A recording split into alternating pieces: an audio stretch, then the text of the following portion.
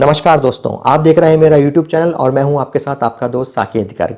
दोस्तों, इस वीडियो में हम बात करने वाले हैं मशहूर यूट्यूबर, मशहूर पॉडकास्टर और मशहूर social media influencer Ranveer Allahbadia और उनसे जुड़ी कंट्रोवर्सी के बारे में। रणवीर अलाहाबादिया का नाम आपने ज़रूर सुना होगा। अगर आप सोशल मीडिया पर एक्टिव रहते हैं तो आपने उनकी फ़ोटो और उनकी वीडियोस ज़रूर देखे होंगे।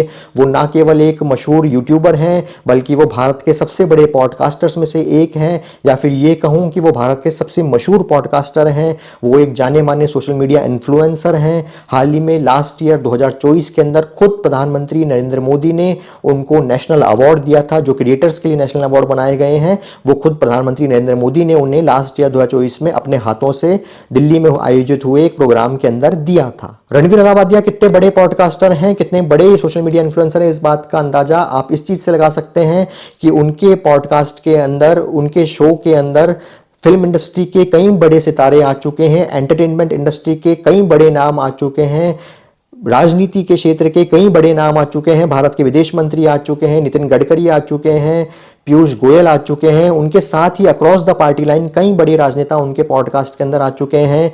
कई बड़े स्पिरिचुअल गुरु उनके पॉडकास्ट के अंदर आ चुके हैं। साइंस एंड टेक्नोलॉजी के फील्ड से जुड़े कई बड़े साइंटिस्ट और कई बड़े रिसर्चर्स जो हैं उनके पॉडकास्ट के अंदर आ चुके हैं। खुद इसरो के चेयरमैन भी उनके पॉडकास्ट में आ चुके हैं। साथ ही कई बड़े खिलाड़ी, क्रिकेटर्स भी उनके पॉडकास्ट के अंदर आ चुके हैं। साथ ही कई बड़े हिस्टोरियंस, कई बड़े पॉलिटिकल एनालिस्ट और कई बड़े सोशल मीडिया इन्फ्लुएंसर्स भी उनके पॉडकास्ट में आ चुके हैं। रणवीर अलाहाबादिया के across the social media platforms आपको लाखों के अंदर फॉलोअर्स दिखेंगे। क्या यूट्यूब, क्या फेसबुक और क्या इंस्टाग्राम, हर प्लेटफॉर्म के ऊपर उनके लाखों में फॉलोअर्स हैं और साथ ही उनके हर वीडियो के ऊपर लाखों के अंदर व्यूज देखने को मिलते हैं। उनसे जुड़ी कंट्रोवर्सी की बात करने से पहले मैं अगर खुद की बात करूं तो मैं खुद रणवीर अलाहाबादिया के पॉडकास्ट देखता आया हूं और देखता हूं।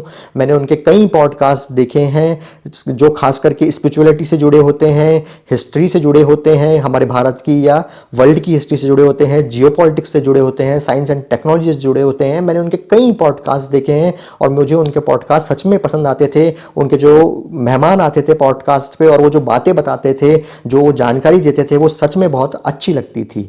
लेकिन इस बार जो रणवीर अलाहाबादिया ने कंट्रोवर्सी की है, उसने कहीं ना कहीं मेरे मन में भी एक बड़ी ठेस पहुंचाई है और इसी कारण मैं ये वीडियो बना रहा हूं। अगर आपको मालूम नहीं है तो चलिए अब आपको बताता हूं कि रणवीर अलाहाबादिया ने आखिर किया है। देखिए, रणवीर अलाहाबादिया एक शो पर गए थे। किस शो पर गए थे?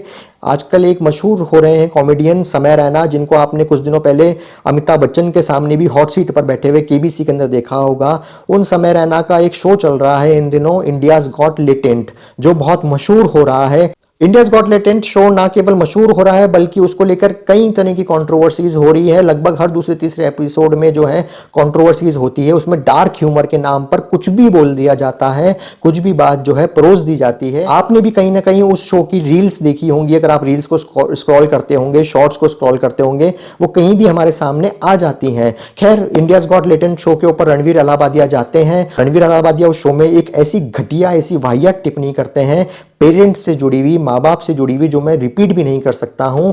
वो टिप्पणी जब लोग देखते हैं सोशल मीडिया के ऊपर, उस शो के ऊपर, उस वीडियो के अंदर, तो लोगों का गुस्सा आसमान पर पहुंच जाता है। वो टिप्पणी सच में इतनी घटिया और इतनी बकवास है, उसे किसी भी हालत के अंदर जोक नहीं कहा जा सकता, ह्यूमर नहीं कहा जा सकता। यहां तक कि आजकल जिस डार्क ह्यूमर के नाम पर कुछ भी परोस दिया जाता है, उसे डार्क ह्यूमर भी नहीं कहा जा सकता है। और भारत जैसे देश के अंदर एक इतना प्रभावशाली व्यक्ति, सोशल मीडिया का इतना बड़ा इन्फ्लुएंसर ऐसी टिप्पणी करता है भारत जैसे देश के अंदर, जिसे लाखों जेनजी लोग जो हैं अपना मॉडल, रोल मॉडल मानते हैं, वो ऐसी टिप्पणी करता है। ये एक बहुत ही शॉकिंग था और साथ ही दिल दुखाने वाला इंसिडेंट था। रणवीर, अगर आप तक ये वीडियो पहुंच रहा है तो मैं आपसे दिल से कहना चाहूंगा कि आपने सच में दिल दुखाया है इस बार इस टिप्पणी से। आपको लोग बहुत ट्रोल करते थे, आपके जो आप पॉडकास्ट के दौरान चेहरा बनाते हैं, जो आप एक्सप्रेशन देते हैं उनसे, वो सब बहुत बुरा लगता था कि लोग आपको बेवजह ट्रोल कर रहे हैं। वो आपके एक बात करने का तरीका है। लेकिन जो आपने ये टिप्पणी करी है, जो आपने ये अशोभनीय, अमर्यादित बात करी है,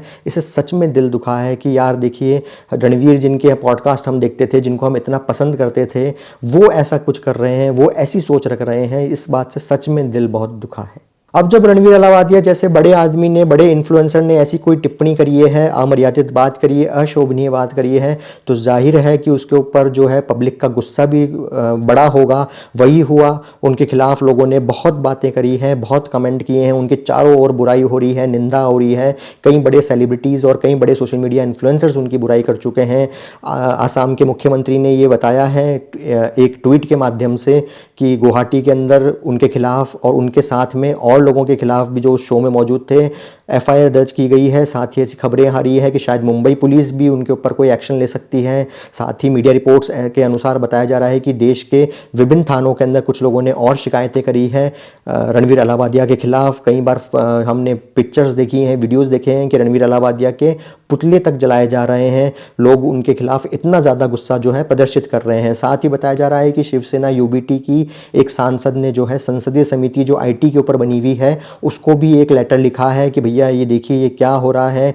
और साथ ही ये मांग की जा रही है सरकार से, आईटी मिनिस्ट्री से, कि ऐसे कंटेंट को लेकर एक जो है कड़ा यानी कि ठोस रेगुलेशन लाया जाए, एक मजबूत रेगुलेशन लाया जाए, कानून लाया जाए, ताकि इस तरह का कंटेंट जो है वो नहीं परोसा जा सके आम जनता को सोशल मीडिया और यूट्यूब के माध्यम से। यहाँ तक मीडिया रिपोर्ट्स के अनुसार यही बताया जा रहा है कि मशहूर सिंगर बी प्राक, जिन्होंने गाना गाया था तेरी मिट्टी में मिल जावा, केसरी फिल्म का और एनिमल फिल्म का एक मशहूर गाना भी उन्होंने गाया है, वो बी प्राक भी बताया जा रहा है कि रणवीर अलावादिया के पॉडकास्ट में जाने वाले थे।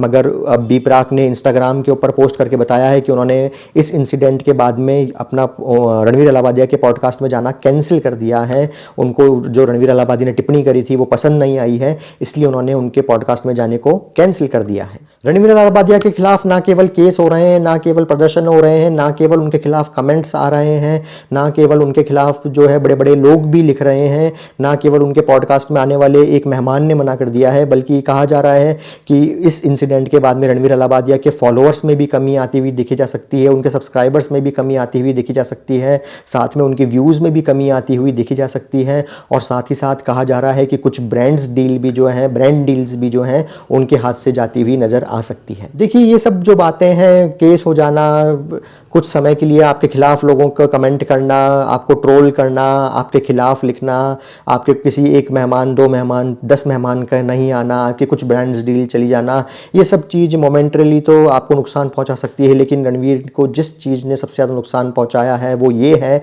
कि अब हमेशा के लिए उनकी इमेज के साथ में ये एक इंसिडेंट जुड़ जाएगा, ये एक 10 सेकंड का क्लिप जो है हमेशा के लिए उनके साथ जुड़ जाएगा। और लोगों की मैं बात करूं नहीं करूं, लेकिन मेरे माइंड के अंदर ये हमेशा के लिए चस्पा हो चुका है कि रणवीर ने इस तरह की बात की थी।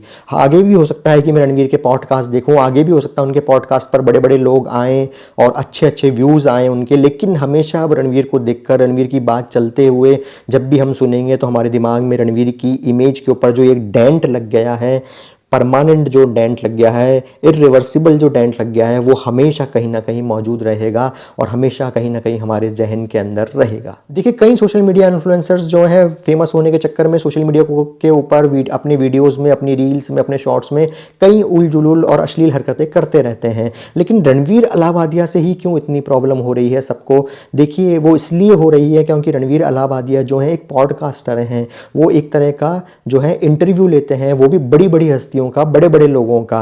मैंने आपको बताया कि किस तरह के लोग उनके पॉडकास्ट के अंदर शामिल होते हैं। वो मोटिवेशन देते हैं युवाओं को, यूथ को, खासकर कि जेनजी को जो लोग हैं वो उनको अपना जो है व्यूअर मानते हैं और सबसे बड़ा व्यूअर मानते हैं, और उनको वो कई तरह की मोटिवेशन देते हैं, ना केवल पॉडकास्ट बल्कि कई और प्रकार के वीडियोस बनाकर भी, व्लॉग्स बनाकर भी। वो अपने पॉडकास्ट के ऊपर सीरियस बातें करते हैं, हिस्ट्री से जुड़ी बातें करते हैं जो हमने कभी किताबों में नहीं पढ़ी होगी, ऐसी हिस्ट्री की फैक्ट्स जो हैं वो बताते हैं, साइंस एंड टेक्नोलॉजी की बात करते हैं, स्पेस की बात करते हैं, बड़ी बड़ी बातें करते हैं, धर्म की बातें करते हैं, स्पिरिचुअलिटी की बात करते हैं, मेडिटेशन की बात करते हैं, सनातन धर्म की बात करते हैं, उसका झंडा पकड़ के चलते हैं। और उसके बाद जब एक व्यक्ति इतनी घटिया बात करता है, वो भी माता पिता से जुड़े, सनातन धर्म की बात एक जगह आप कर रहे हैं, स्पिरिचुअलिटी की बात एक जगह आप कर रहे हैं, और साथ में दूसरी जगह आप माता पिता के बारे में इस तरह की बात कह रहे हैं, तो ज़रूर जाहिर है कि ज़रूर लोगों को जो है गुस्सा आएगा ही, और वो इतना बड़े लेवल का गुस्सा आएगा ही। इस सब इंसिडेंट के हो जाने के बाद में रणवीर अलाहाबादिया ने एक वीडियो पोस्ट कर अपना खेद भी जताया है और उन्होंने कहा भी है कि हाँ, ये मजाक नहीं था, ये जोक नहीं था, मुझे रियलाइज़ हो रहा है ये गलती थी और वो आगे फ्यूचर में इस तरह की जो है गलती नहीं दोहराएंगे, नहीं करेंगे। रणवीर अलाहाबादिया ने इन शॉर्ट जो है कि एक तरह से वीडियो बनाकर माफ़ी भी मांगी है अपने इस कृत्य के लिए, लेकिन फिर भी मुझे लगता नहीं है कि बहुत जल्दी ये मामला शांत होने वाला है। और अब जब बड़े बड़े लोग भी उनके खिलाफ बोलने लगे हैं, ट्वीट करने लगे हैं, पोस्ट करने लगे हैं, शिकायत करने लगे हैं, तो ये मामला जल्दी सॉल्व होता हुआ नज़र नहीं आता है। वहीं जहाँ मैंने आपको एक और बताया कि रणवीर अलाहाबादिया के खिलाफ जो है एफआईआर भी लॉन्च कराई गई है, वहीं कुछ सोशल मीडिया इन्फ्लुएंसर्स का कहना है, कुछ फ्रैक्शन ऑफ सोसाइटी का कहना है कि भैया रणवीर अलाहाबादिया ने गलत काम किया है, उन्होंने अशोभनीय अमर्यादित टिप्पणी करी है, गलत बात कही है, लेकिन उनके खिलाफ एफआईआर करना जो है गलत है, उनके खिलाफ पुलिस कार्रवाई करना जो है गलत है। वहीं दूसरी ओर जो है दूसरा फ्रैक्शन ऑफ सोसाइटी कहते हैं कि भैया ये फ्रीडम ऑफ स्पीच आपके पास में है, लेकिन आपकी फ्रीडम ऑफ स्पीच उस समय चली जाती है जब आप दूसरे की फ्रीडम के अंदर जो है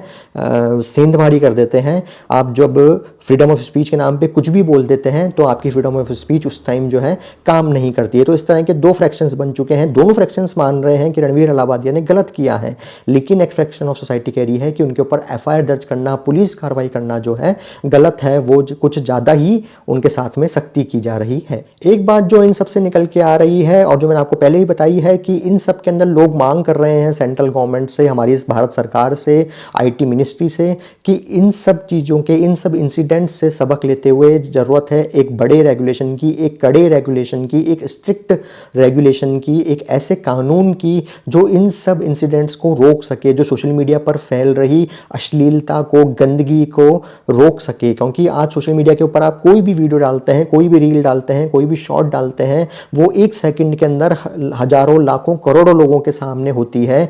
भले ही वो एल्गोरिदम के कारण उनके पास पहुंच नहीं पा रही हो, लेकिन वो वहां मौजूद है, उसको कोई भी एक्सेस कर सकता है, कीवर्ड सर्च करके उसको कोई भी एक्सेस कर सकता है, या उस तरह का कोई कंटेंट एक बार आदमी ने देख लिया तो वो उसके पास पहुंचने के चांसेस 100% रहते हैं। तो ऐसे मामलों के अंदर बच्चों के सामने, महिलाओं के सामने, बड़े बुजुर्गों के सामने इस तरह का कंटेंट ना आए, खास करके बच्चों और किशोरों के सामने इस तरह का कंटेंट ना आए। इसके लिए ज़रूरत है कि हमारे देश में एक कड़ा कानून लाया जाए, एक कड़ा रेगुलेशन लाया जाए। क्योंकि आज हम देख रहे हैं कि सोशल मीडिया के ऊपर कई तरह के जो अश्लील कंटेंट है वो वायरल होते जा रहे हैं। इवन मुझे वर्ड काम में लेना चाहिए नहीं लेना चाहिए मुझे नहीं पता, लेकिन सॉफ्ट पॉर्न टाइप तक के कंटेंट जो है वायरल हो रहे हैं, अश्लील डांस किए जा रहे हैं, अश्लील संवाद बोले जा रहे हैं, बहुत ज़्यादा अश्लीलता परोसी जा रही है, अमर्यादित बातें बोली जा रही है, और ये सब बहुत वायरल हो रही है। लोगों को ये देखने में मज़ा भी आ रहा है। अभी रणवीर को कई लोग ट्रोल भी कर रहे हैं और वहीं कई लोग जो है चोरी छुपे ये चीज़ भी देखते होंगे। ये भी हमारी सच्चाई है, हमारे समाज की एक सच्चाई है। अब आप कहेंगे कि भाई आप कह रहे हो कि ऐसे कंटेंट के ऊपर एक रेगुलेशन बनना चाहिए, तो फिर इस तरह कंटेंट वायरल क्यों हो रहा है,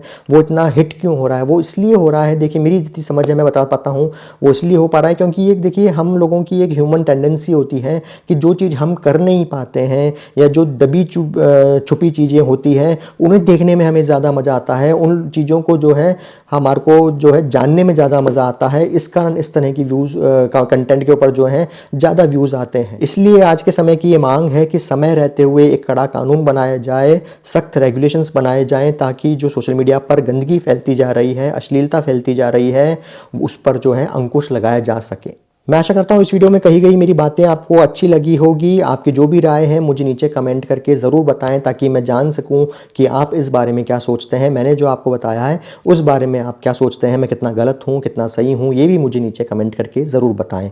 और अगर आपने अभी तक मेरे चैनल को सब्सक्राइब नहीं किया है तो प्लीज़ नीचे सब्सक्राइब का बटन दबाकर मेरे चैनल को सब्सक्राइब करना भी ना भूलें। मिलते हैं एक और वीडियो में, तब तक अपना और अपनों का बहुत ध्यान रखें, बहुत खुश रहें। जय हिंद।